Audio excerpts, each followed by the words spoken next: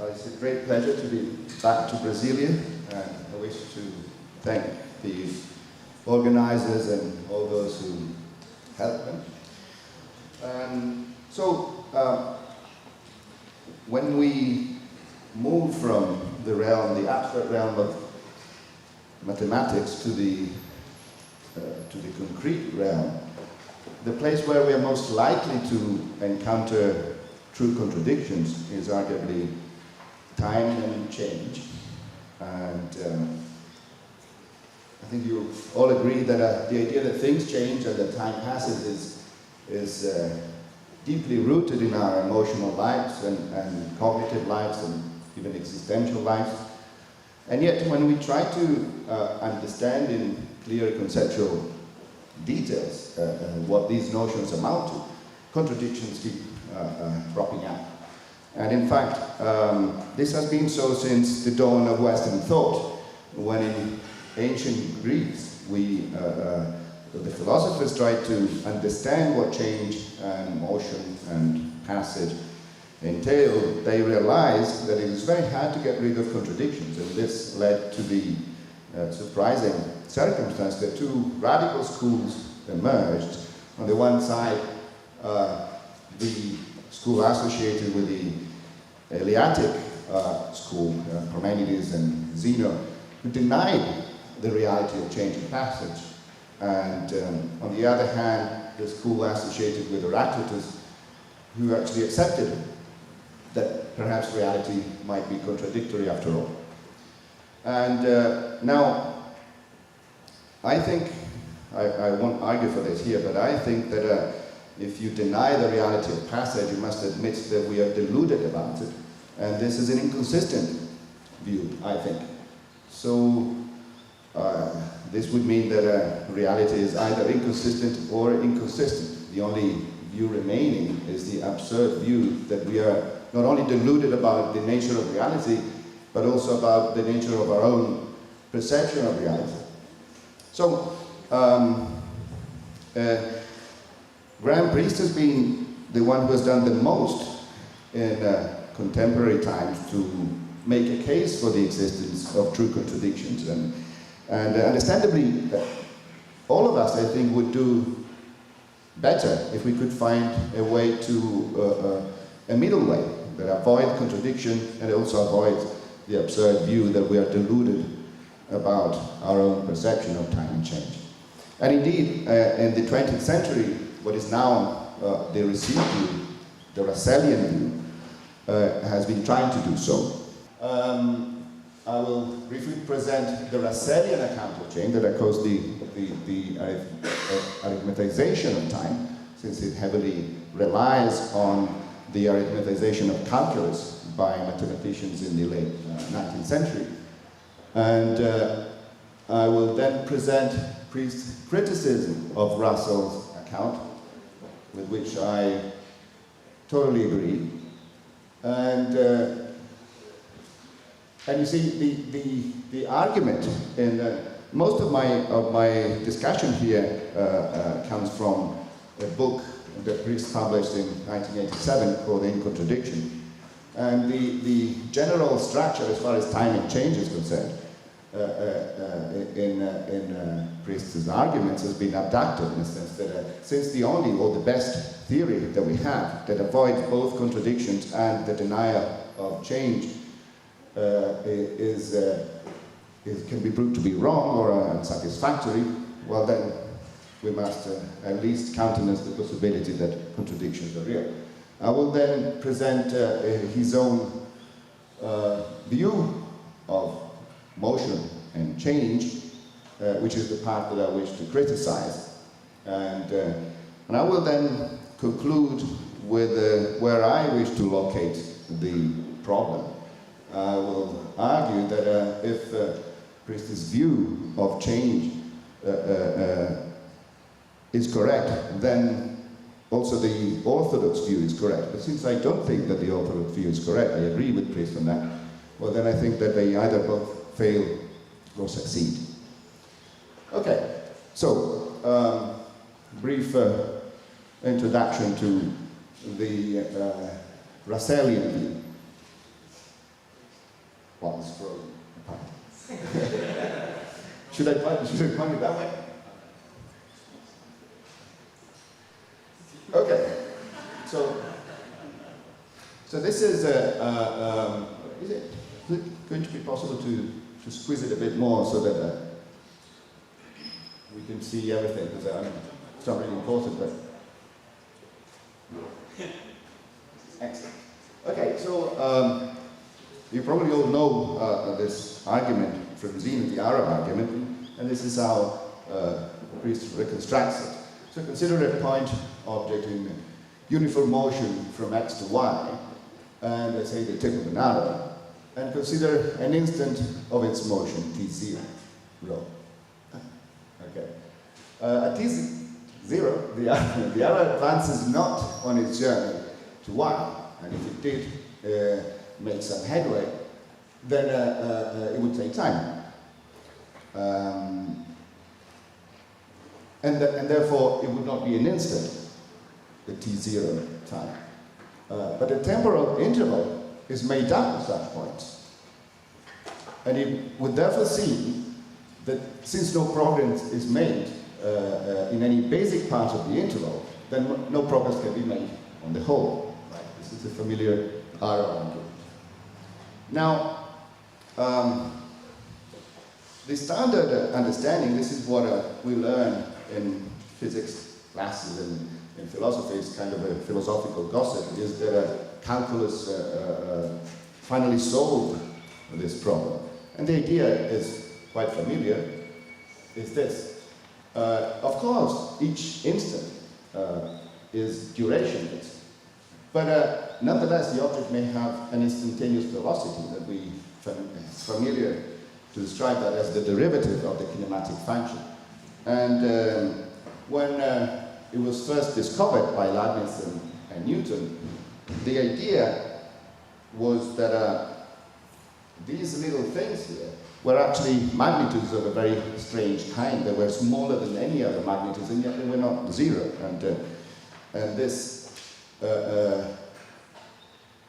was the problem that we had for centuries before we made it to a coherent account. And this is how John Berkeley ridiculed what this view. And he said, what are these fractions? Fractions are derivatives in Newton's terminology. The velocities of evanescent increments. And what are these same evanescent increments? They're neither finite quantities, nor quantities infinitely small, nor yet nothing. But we don't call them the ghosts of departed quantities. And in fact, everybody agreed that there was something wrong with these notions. And here comes the villains of my story. In the late 19th century, some brilliant mathematicians finally freed calculus from the inconsistencies by effectively eliminating infinitesimals, these evanescent increments. And the idea, also pretty familiar, is to introduce the notion of limit. And the idea here is to treat this as a quantifier. This is the familiar epsilon understanding of the limit. Now, what is relevant for our concern here is that, this is clearly consistent, we know it is consistent. The problem it has for us is that this understanding, this condition that numbers must satisfy, makes of instantaneous velocity a relational property or a neighborhood property rather than an intrinsic property. And as we shall see, this is a major problem for the orthodox view. So, let me get that because I can't really see much. So here's how Russel expressed the final solution to the problem. By strictly banishing all the infinitesimals, has that shown that we live in an unchanging world, and that a Zeno's arrow, at every moment of its flight, is truly at rest. And notice that Russell does not want to claim that things do not change, right? He just wants to say that they do not change by changing, if you want. There is no state of motion, according to this view, or state of change. Now, let me say since now that whatever we said about the arrow argument does not involve necessarily the case of motion. That's a particular case of change, but it also applies equally well to the case of passage. As you can see, this is a representation of the passage of time, and if the argument goes through in the case of motion, it clearly goes through in the case of passage too. Now, here go the criticism, with which, as I said, I fully agree. So the first problem that we're going to discuss, I call the problem of incremental oppression. That one can prove a small mathematical theorem or two is one thing, but it does not ease the discomfort that one finds, or at least that I find, and I find too, when one tries to understand what is going on physically, when one tries to understand how the arrow actually achieves its motion. At any point in its motion, it advances not at all. Yet in some apparently magical way, in a collection of these advances, now a sum of nothings, even infinitely many nothings, is nothing. So how does it do it? Indeed, how does it do it? Now, nowadays, these worries are sometimes met with contempt. People say, well, don't you know calculus? Don't you understand? And here is one example. These days, by Leftover, these days no one worth his salt thinks instants add up to periods this way. There are instants, periods are instants with distance relation between them. The relations, not the relata, account for periods extensions. That is why, in the paradox, without putting distance relations between the points, we don't get an extension. You see, this is the idea of how we get extensions. You just add them up, and we know that the calculus actually works. Newton knew it well, and in fact it does work. And the thing is that according to the systematization that was given in the late 19th century, this should not be understood as a sum of things. What really does the job are relations. Now, I anticipate the problem with this view is that if it is the relations that are doing the job, then it is not clear how you could reach any extension. Now, this might be fine for space, because space is already there, spread out somehow. But with time, this, as we shall see, is a deep problem. And this is the way in which William James put it. A God, as the Orthodox believe, created the space continuum with its infinite parts already standing in it by an instantaneous field. Past time now stands in infinite perspective and may conceivably have been created so, as Kant imagined, for our introspection only, and all at once. Omega was created by a single decree in a single act of definition in Professor Cantor's mind. But he who so actually transverses a continuum, like the arrow, like Achilles and the tortoise, or time, for that matter, can do so by no processes continuous in the mathematical sense. Be it short or long, each point must be occupied in its due order of succession. And at each time you add something, you're adding zero. So how does it do it? And let me get to the second problem that I want to discuss. I call it the non-intrinsicality of motion. It follows from the definition that there is no such thing as an intrinsic state of motion. If one had a body in motion and took, as it were, a logical picture of it at an instant, the picture obtained would be no different from one of the same body at the same place, but at rest. Of course, an object in motion can have an instantaneous non-zero velocity, but it would be wrong to think that this differentiates it intrinsically from a static body. Now, a number of authors in more recent time argued in similar ways for the claim that the fact that intrinsic velocity is not intrinsic really, or that instantaneous velocity is not an intrinsic feature of objects is a problem. And one famous argument called the bowl argument goes like this. Suppose that you have two identical bowls, one is standing still, the other is moving. By the way, I will always talk as if there existed an absolute motion, but really it's just for a matter of simplicity. Nothing hinges upon this. We can rephrase everything in relational terms. The idea here is that, okay, suppose that this is a ball moving, right? And this is a ball standing still. Now, if you take a picture of the universe right now, These two balls are absolutely indistinguishable. The whole universe is indistinguishable if it had this ball and that ball in the other. Now the question is, why does it move? Right? How does it know that it should move? Okay, let me tell you another symptom of this disease. Now, this is an asteroid impacting on Earth, and we all know that it is going to create a crater, and it is reasonable to ask why the diameter of the impact crater is exactly what it is. And the answer, the standard answer, is because it has a certain instantaneous velocity at the time of the impact, right? But if the universe is indistinguishable, if this is moving or it is not moving, because velocity is not an intrinsic feature of objects, then how does it know that it should create a crater of that size? Another way to put it is to ask, why do asteroids always fall into craters? Isn't that a miracle of some kind?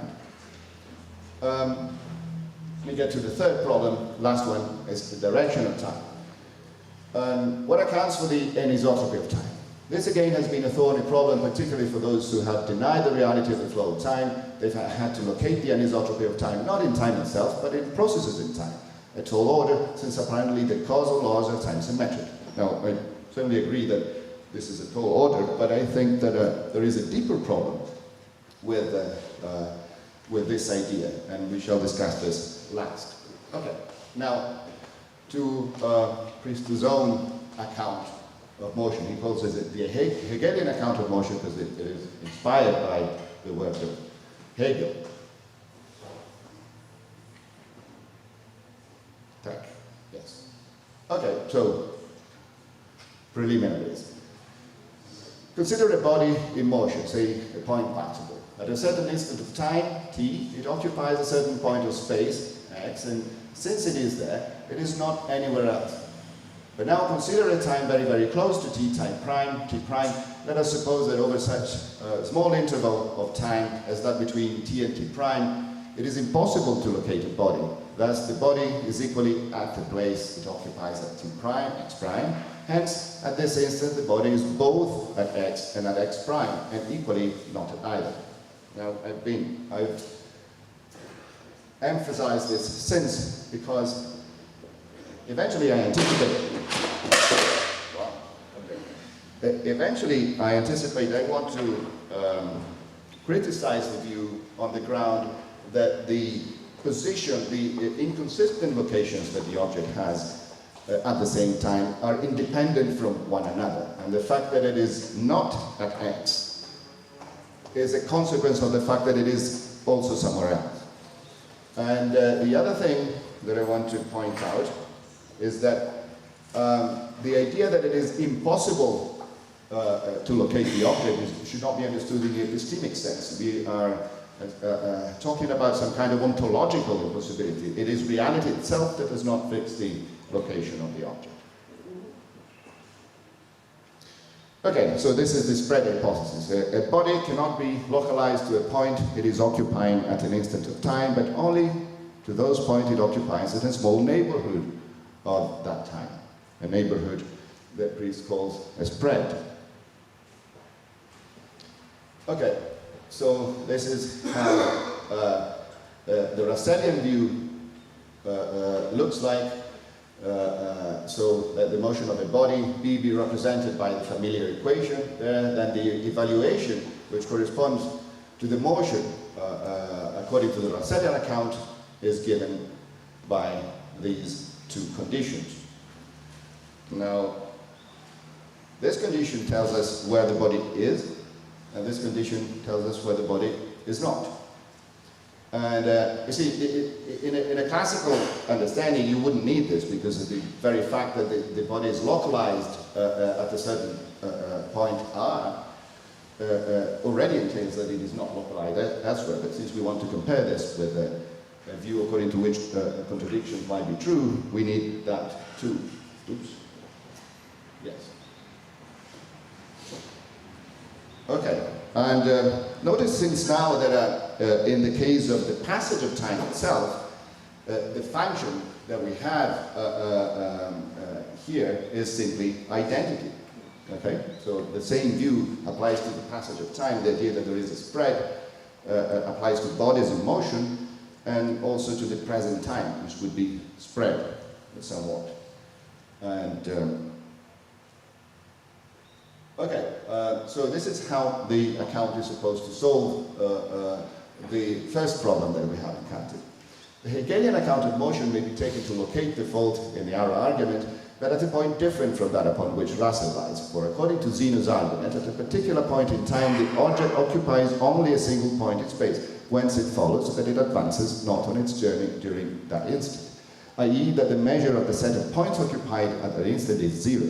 Given the spread hypothesis, however, it is not true that the moving body occupies only a single point. At an instant t, it occupies all the points in the spread, which is in general not a singleton. Indeed, provided the function of motion at is continuous, sigma t is an interval and therefore has non-zero measure. Thus, advance is made during a single instant, and hence during the aggregate of instants. You see, this is the idea. You deny the assumption that the body is located at one particular position, and this explains how it makes an advance. Now, this is what I find unsatisfactory with this view. The quickest way I know to expose the difficulty is to pose the same argument to the spread hypothesis itself, the same arrow argument. And this is how it goes. At each moment during its journey, an object occupies inconsistently a region of space the same size as its spread, sigma t. This is the spread hypothesis, the Hegelian understanding. During each instant t, the spread sigma t of location occupied by the object advances not at all. Then how does it manage to advance over a finite interval of time, given that this is constituted by nothing but a sequence of such spreads? Now, this is another way in which we may press this point. Priest makes the interesting suggestion that the extension of the spread might be linked to quantum indeterminacies. Perhaps the measure of sigma t just is the uncertainty of the location of the object t. Perhaps quantum mechanical indeterminacies are fundamentally the result of inconsistencies in motion, and in particular in the spread postulated by the spread hypothesis. This suggestion at least allows us to give physical significance to the spread. Now, this is how the problem is. You don't need to know the details of this. This is just an equation giving the function. The function psi gives the complete state of an object. And in this case, it gives us how this changes as time goes by. Now, over the finite interval of time, the state of the particle changes from one function to another function. And but at each time during its journey, the state of the particle changes not at all. And so the question is, how is it that in a sum of these changing not at all, the function makes it? Or why does it change? Right? Suppose that these are the two functions. Each one of them, you see, occupies the same spread. And the problem we had was to explain how things move, how things change. So if a classically localized body cannot move because at each instant it does not move, then how is it that a spread of location could move, given that it is occupying a space equal its size, just like an arrow? Okay, this is... now I'm going to give counter-arguments to each of Priest's explication of how the account is supposed to work, but in fact I think I only have one argument, but I'll tell you why later. Now, to the problem of non-intrinsicality. This is obviously no problem for the Hegelian account. For it, there is an intrinsic state of motion, a certain inconsistent state. The difference between a body genuinely in motion and one changing place but at rest, each instant is exactly that between a Hegelian state description and the corresponding Russellian one. I think it is pretty clear that Priest is right, that according to the Hegelian account, the state is an intrinsic state as it should be. The point, my argument is that it is not the right kind of intrinsic state. And this is why. So the locations that the ball may inconsistently occupy at any time are totally unrelated to the locations it may occupy at any other time. This is the problem. The nexuses in both the Hegelian and the Russellian account are provided solely by the kinematic function, which features essentially in the Hegelian account too. Why should the instantiation of inconsistent states of affairs as to the location of the ball at the time force it or induce it or dispose it to be elsewhere?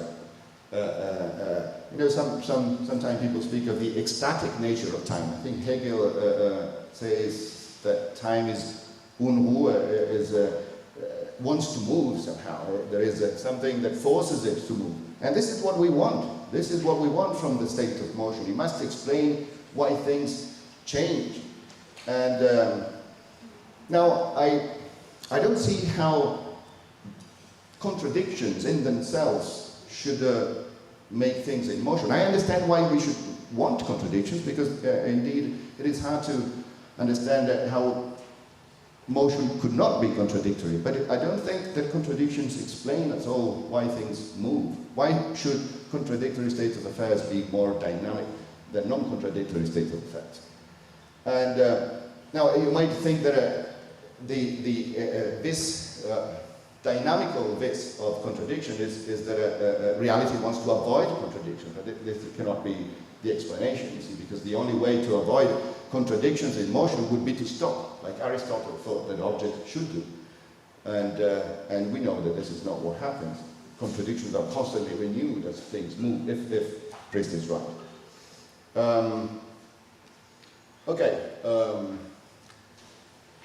Now the direction of time. The intrinsic nature of the direction of change at t corresponds to a certain asymmetry in the state at t. But which asymmetry is a question that might be answered in several ways. One that is not ad hoc is as follows.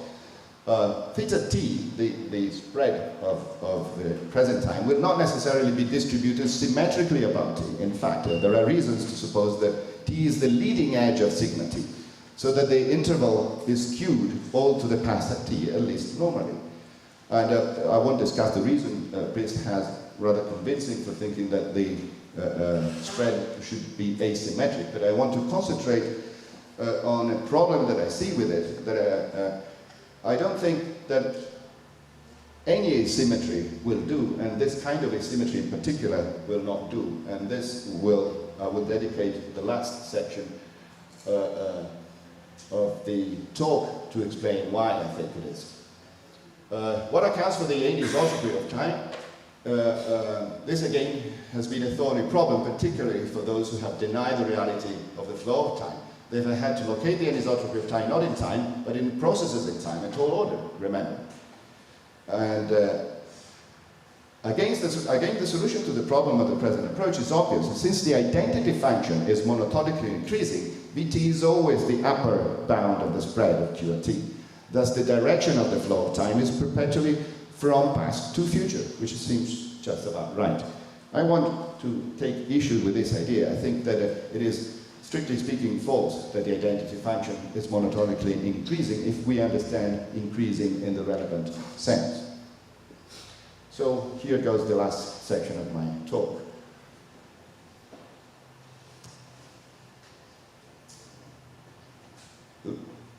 Frozen in time again.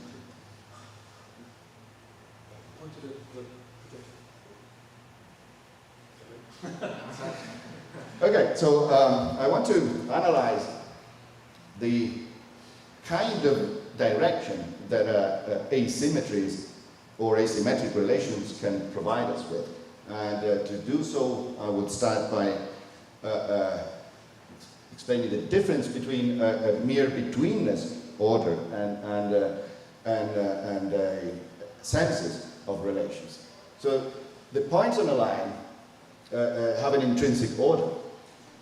Here order just means that is a sense of order in which ABC is the same order as CPA, right? The betweenness relation are exactly the same. But think of points in a line, right? Like these.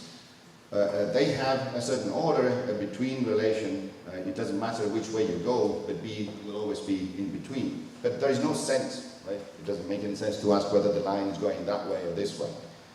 Now, the sense is exactly what we need, and I think is what Priest is hinting at when he says that the asymmetry would solve the problem. Now, this is actually a standard view, again, due to Bertrand Russell, of how sense is created out of asymmetry. It is characteristic of a relation of two terms that it proceeds, so to speak, from one to the other. This is what may be called the sense of the relation. It is a sort of order and senses. In all cases where a relation RB does not imply BRI, when it is antisymmetric, there is another relation related to I, which must hold between B and A. That is, there is a relation R star such that ARB implies BAR. And further, BR star A implies ARB. This is the converse relation. The relation of R to I is difference of sense. This relation is one-one, symmetrical and intransitive. Its existence is a source of senses, of the distinction of science, and indeed of the great part of mathematics. So relations, asymmetric relations are supposed to have two senses. The earlier-later relation has a converse that is the later-earlier relation, and so on. Now, there is a deep problem with the association of the senses of relation understood in this sense and the direction of time. Some people, actually most people I know, think that this is the notion of sense is exactly the right notion, and reality simply picks one up, and one of them, right? And I think this is cannot be the case, and I'll tell you why. First, let me mention a few problems with the very notion of a sense. They seem to be indistinguishable. A relation neither exists nor can be observed apart from its converse relation. What is more, the concept of a relation and of its converse is one and the same indivisible mental capacity, and we cannot exercise this capacity without actually thinking of both relations together. Now, we cannot establish by our use of a sign for a binary non-symmetric relation that we mean to pick it out rather than its converse R star. Now, this seems to be strange, but I will tell you why this is so. This is how McBride expresses the difficulty. A non-symmetric relation and its converse are so closely bound together that whatever construction we use to notationally pick one out, we might equally well have used the same construction to notationally pick out the other. For example, we may have used the construction A is before B to mean what we currently mean by B is after A, and vice versa. There are a number of arguments in recent literature that go in this direction. In particular, one, maybe the radical position by Kit Fine, simply denies that there are two different senses at all, two different relations at all, right? So the reason why we think there are two different senses is that the relations, asymmetric relations, have a differential application. That ARB is different from BRA. Now, this is the structure of Kit Fine's argument. We don't need to get into the details of it. The idea is that these three are inconsistent premises. Every non-symmetric relation has a distinct converse. This is the view that we want to deny. Any state that arises from the holding of a relation R is identical to a state that arises from the holding of its converse. If the cat is on the mat, well, then it seems to be the same state of affairs that the mat is under the cat. And uniqueness, no one state arises from the holding of more than a relation. Now, I don't want to buy on these arguments, but I think they indicate there is a great difficulty. I prefer to show you this difficulty at work in our case. Now, well, this is a curiosity, but I think, how much time do I have? 5 minutes. Oops, well then I will skip the curiosity.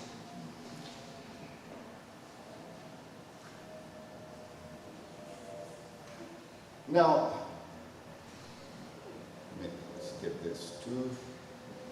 This is how you construct signs, but it doesn't matter. Now this is a description of a kind of motion. This is in 2 dimensions, and it's an object subject to gravity and to an horizontal force. It may be me throwing a ball at you, or you throwing a ball at me. Which one? We don't know. Why? Well, because we haven't been told which of these come first. I suppose this is me, this is you, but which one comes first?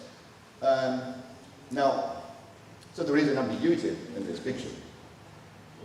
Now, suppose you make this notational change. You substitute the variable for another, t prime that is minus t. Now you get this equation here. And now this is known as a reverse description. We are actually describing the same phenomenon, the same thing. If this is describing me throwing a ball at you, well then this one is describing me throwing a ball at you too. Okay? Now this instead is meant to represent the reverse phenomenon. So if the first one was meant to describe me throwing a ball at you, this one is meant to describe you throwing a ball at me. Now this is a problem. Look at these things here. Can you tell a difference between these two things? You see, the equation is the same, right? They satisfy the same equation. But clearly they are describing the same phenomenon, or at least they are not capable of capturing the distinction between the two. Remember that Russel is telling us that each value of a variable is a constant. And if so, then these are actually describing the same thing, which seems just about wrong.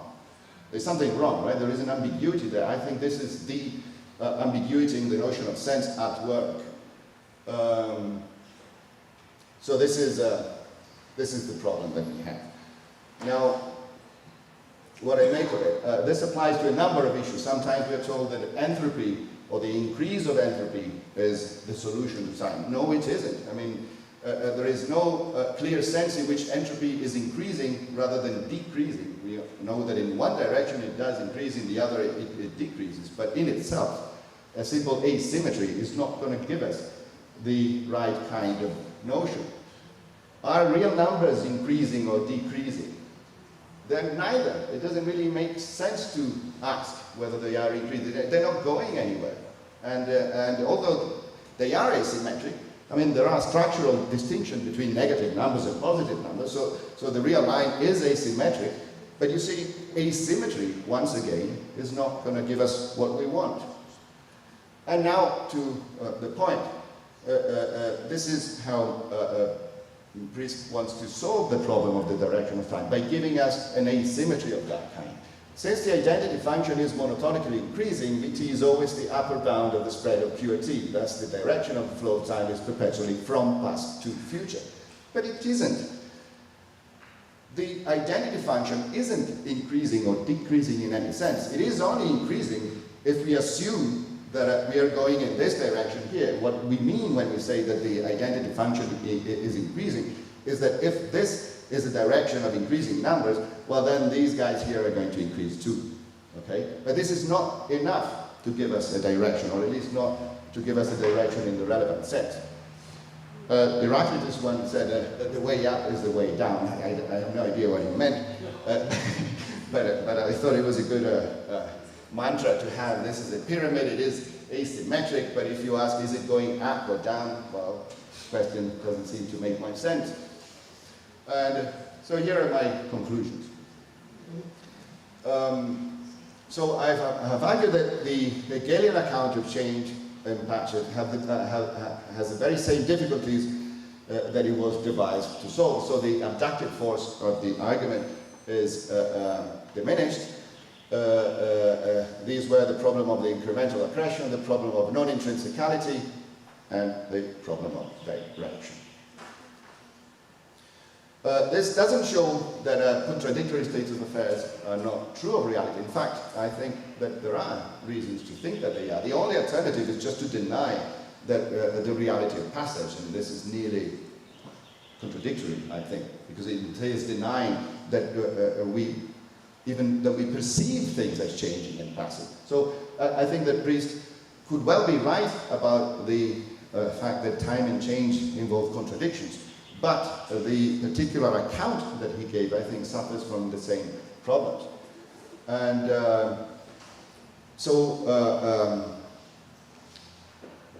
the idea is that if the Russellian account suffers from those problems, as I think they do, well then the Hegelian account suffers from them too. And my suggestion is I try to locate the problem not in the individual consistent localization of objects or times at one particular instant, but in the set theoretic foundation of calculus. A foundation that was, I think, already implicitly in play in ancient Greece, by the way, when we think that spreads in times and space are made of points and made of instants of time. And that I think, is the problem. Thanks.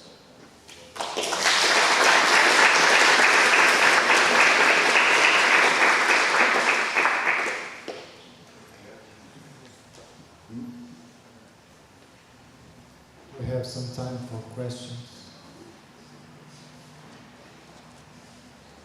Okay, that was great.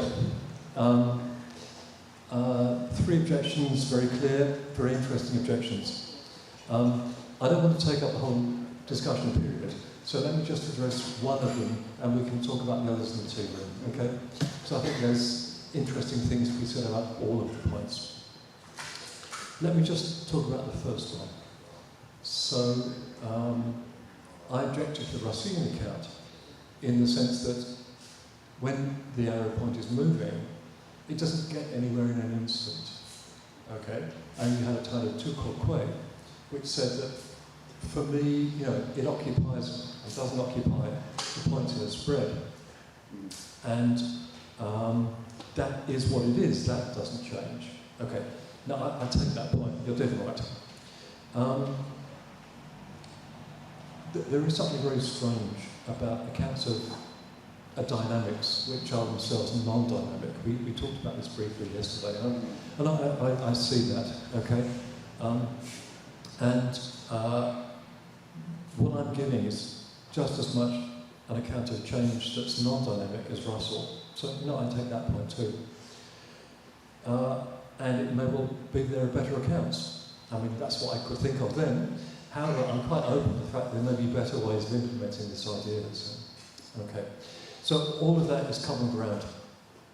The only thing I disagree with is that as far as the arrow paradox goes, my account is no better than the Russelian account. I agree that they both lack a certain dynamic element, that's fine. But there seems to be at least one way in which my account is better than the Russelian account.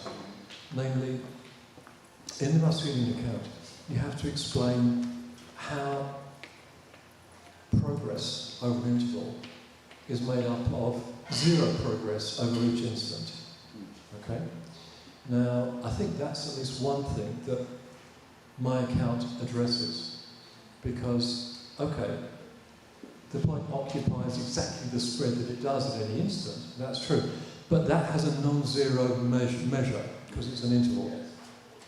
So, it does make progress of non-zero measure at any instant. So you don't have this problem of how a non-zero measure can be composed of 0 measures, because it can, the non-zero measure can be composed of things with non-zero measures. So I think that's one advantage in my account. For all the problems of the account, I think it's not the case that the Russelian account and my account are on par. So I think my account does do something that the Russelian account doesn't do. Thanks a lot. I think I must disagree with you. I agree. The spread, of course, is extended, unlike durationless points, and in this sense, it seems like it is better. But what I want to question is you're calling it progress. I mean, at an instant of time, the spread is what it is, and it is extended, of course, but that thing is not moving, in itself. At an instant of time, nothing is changing. In each state of affairs is independent from the other. So the locations of the object at one instant of time are what they are, and you're calling them progress. But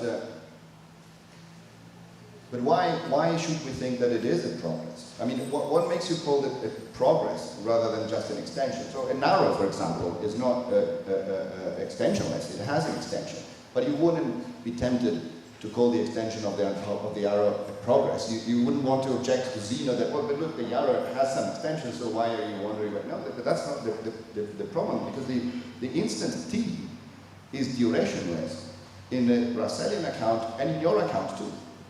The point t, I mean. And that is the point that is relevant for Zeno's argument, the durationlessness of the time t. And I don't think that you're not claiming that instants of time have a duration. You're claiming that at an instant of time there is a spread, and so I'm not sure. I could accept you calling that progress, but I suppose I would have to think about it. You might be right. Okay, I'll just follow up once if I may, and then I'll stop. Okay. Look, I think we may be talking past each other here, because in a sense my representation is static, and there's nothing per se which represents dynamic progress. On that we agree, okay? But I wasn't claiming that as a virtue of my account over Russell's account. All I was claiming was that my account can explain how progress can be made, because progress is made at an instant. Now, why you want to call it progress? Well, that's another matter. But certainly the measure of points occupied at an instant is non-zero. Okay? So you don't have to face this problem of adding zero to itself even an infinite number of times, because if you add a bunch of things with non-zero measure, you get something with non-zero. And that was the only advantage that I'm claiming for my account over Russell's. Okay. So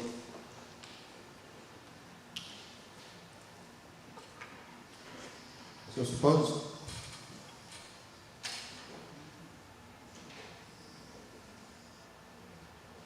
now this is T0, this is T1. Now this is a progress. I mean, if Zeno is right about the arrow, that there is a problem with accretion, how does it do it if at one instant it doesn't proceed? Well, then I see exactly the same problem applying to different spreads at different times. I agree with you that the problem doesn't apply to the single instant of time, but the relevant notion of progress must be this, I think. It must be different spreads at different times. And if there is a problem with the standard account, I see exactly the same problem there, because this point here must proceed, and at an instant of time it proceeds not at all. But maybe I'm not seeing exactly what your point is. We can talk in this. Yeah, of course.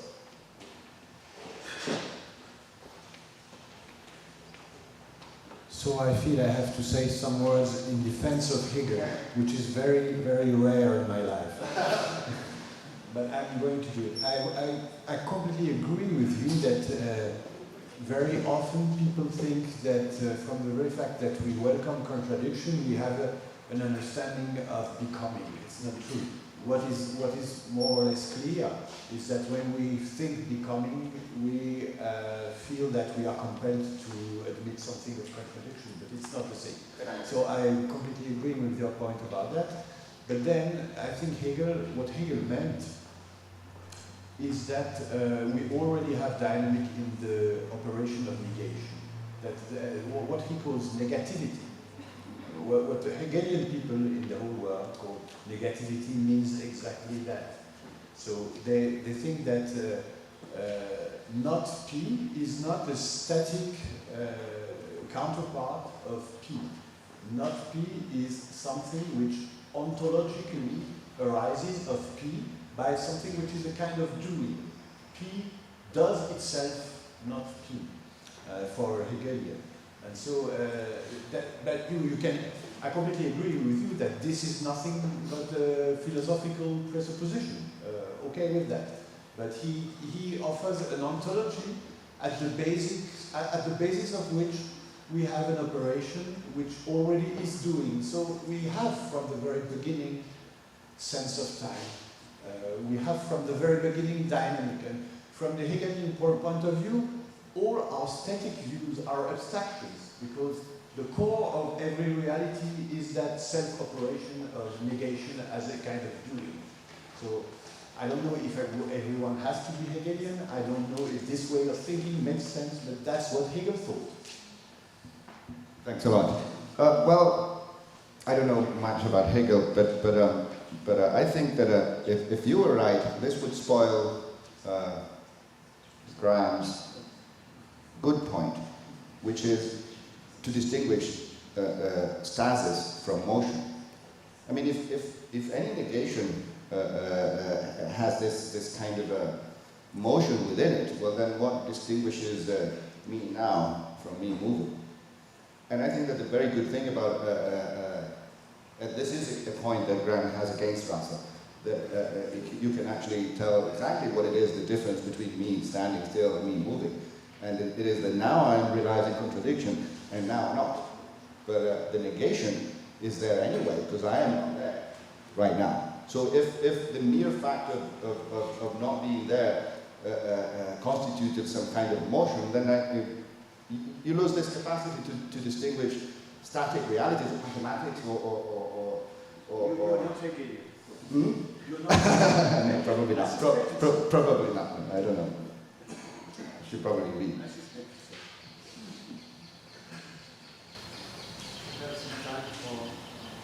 We have some time for one more question. If someone else has a question, let me ask it. But if not, I'll just make a comment on that. I think you can read it. Okay, so I guess I called this thing the Hegelian account of motion. And it wasn't because I was trying to do justice to Hegel's account of negation. That's a much more complicated matter. I call it the Hegelian account because it takes off from a passage in the Logic where Hegel discusses motion. And he says exactly this, but of course in German. What is motion? Well, it's not to be here at one point of time and here at another, but at one and the same time be here and not here, and this here both is and is not. So, never mind his account of negation. I mean, this is his claim about the nature of motion, and all I was trying to do was to invoke his name to justify the kind of account I was giving. Thanks. But do you agree that if we thought that the whole thing is already contained in any negation, you would lose the capacity to distinguish motion from stasis, which is a very good point of your account? Well, of course, you've got to define negation if you want to define the notion of contradiction. Now, there's a question of how exactly you understand negation, and of course, in Hegel, that's a hard question. But I think the precise understanding of negation is not relevant to the phenomenon that interests you and me here.